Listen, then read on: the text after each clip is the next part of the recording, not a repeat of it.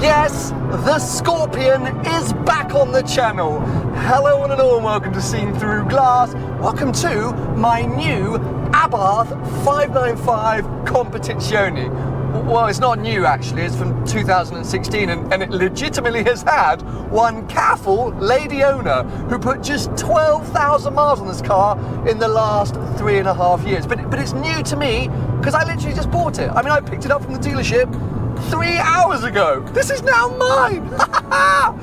Long-term viewers of the channel will know that this is not my first Abarth. A few years ago, I actually owned a very special little car called the 695 Biposto Record Edition. It was the most powerful car Abarth had made. It was lightweight, stripped out, had no rear seats, had thinner rear glass, and most importantly, had Ferrari paint. I adored the little thing. I had so much fun in it, and ever since I sold it, I've always thought, you know what, at some point, I wouldn't mind having another Abarth, and now just felt like the right time. Some of you may go, well, hold on a sec, Sam, haven't you kind of downgraded going from the very special 695 Biposto to a standard 595 Competizione? Well, no, because that's where I have a master plan.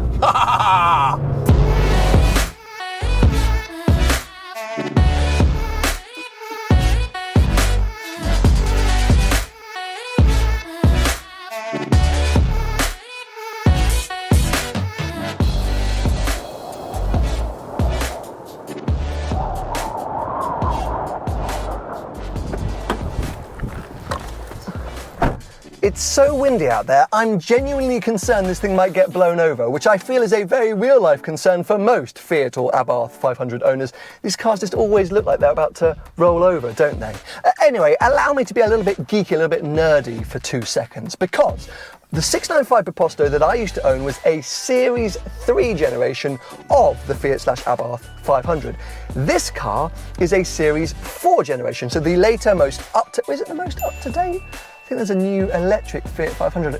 Anyway, this is the later version. So you get lots more infotainment, lots more usability, practicality. The limited slip diff, which was custom for the Biposto, got fitted to the Competizione as standard, etc., etc. You know, just, it's a newer version. And actually, the first Abarth 500 I ever drove was a Series 4 595 Competizione. And when I bought my Biposto, I didn't realize it was a Series 3 and some elements were missing. I was like, I didn't really know that, but of course the car was epic, so it didn't really matter. But when I sold it, I thought, you know, if I get another one at some point, I'll probably wait until they do the Series 4 Biposto. But it never happened.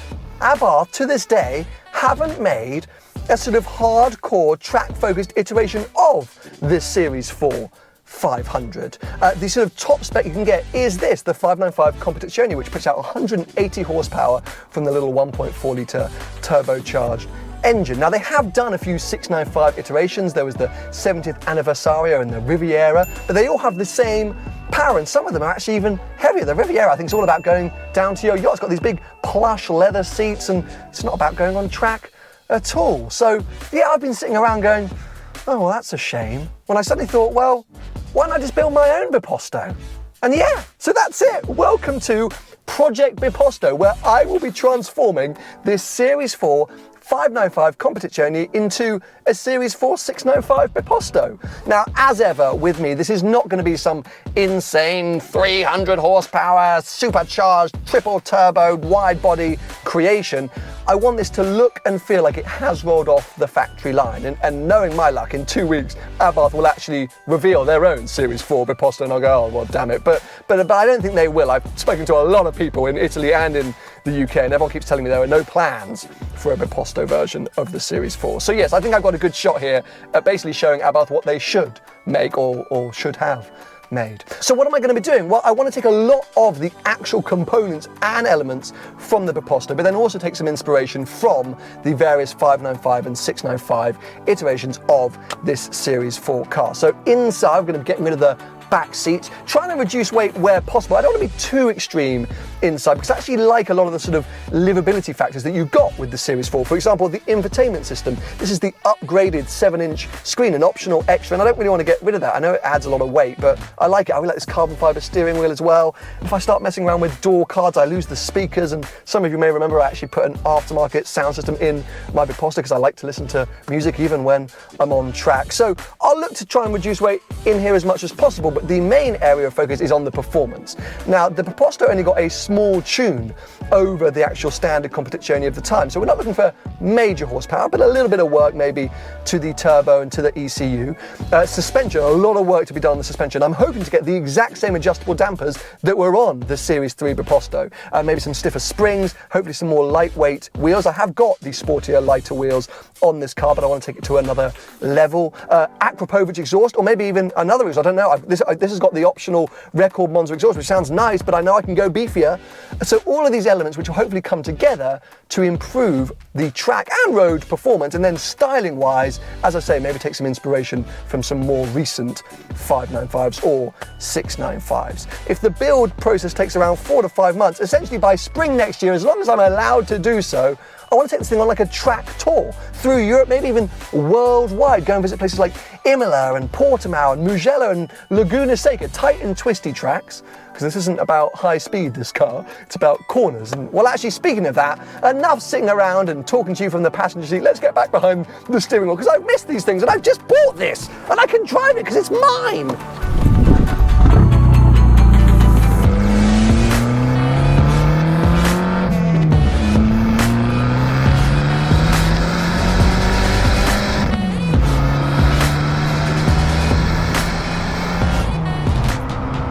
I mean, the sun has come out. What a perfect day in October to collect a car.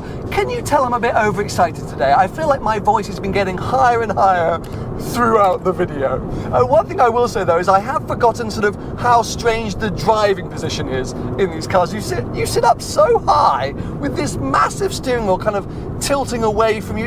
It's what I imagine driving a tiny, teeny bus must feel like. But if you've never driven an Abarth, you have to go and have a go, because they are just so much fun. It's the closest I've ever experienced a road car to being like a go-kart. I mean, honestly, the way you can just throw these things around roads is amazing. And I've harped on about it for so long. In my mind, the most fun you can have on a British road is in a hot hatch. And when Paul Wallace and Mr. JWW and myself did that hot hatch tour a few years ago, I took a 595 Competizione because I knew that was going to be the thing that made me the happiest, the thing that I was going to enjoy the most. And now here I am in my own that I'm going to transform. And of course I explained the sort of 2021 track tour, but I do also want to make this thing a great road car. And it's important that I can still enjoy it out here on days like today when the really intense and end of the world wind blows away the clouds and suddenly the sun comes out. I want it to make me smile as much as this thing does. Wow, he was a very upset Peugeot. I didn't say thank you. So, yeah, that was my bad actually. But yeah, essentially I want to feel as giddy as I do today once I've finished all the work. I don't want it to be like, oh, off I go to Brands Hatch. Like, you know, I still need to be able to have fun, which is why I want to keep some of these kind of, you know, luxuries or niceties inside the cabin. I don't remember being this excited when collecting a new car or collecting a car that's new to me. Something to think about the phraseology of that. For ages, like honestly, because the Carrera T, I was so stressed with preparations of Drive the World, and it was a tool, an amazing tool, but it was a tool. It was just slotting a jigsaw piece into the puzzle. Well, this is a toy. What a toy!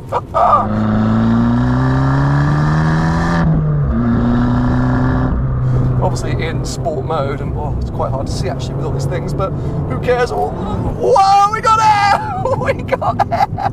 Oh, this is brilliant. I cannot wait for more adventures in this little car, but also to start transforming it and turning it into a car that I'd been kind of waiting for Abarth to build and they never did. So we're going to do it ourselves, guys. I know lots of you are fellow Abarth owners or at least Abarth enthusiasts, so if you have any ideas, if you've tried out different sort of components and things over the years and you think I should have a go, please do let me know. Drop me a message, info@seenthroughglass.com, suspension parts, exhausts, etc, etc. But do not forget, I want this to feel and look and come across as OEM, as factory as possible. I'm not looking to go mad here. Bear that in mind. Anyway, I hope you've enjoyed today's video. If you are excited that a little Abarth is back on the channel, give this video a thumbs up and make sure you stay subscribed for plenty more soon to become Biposto adventures to come.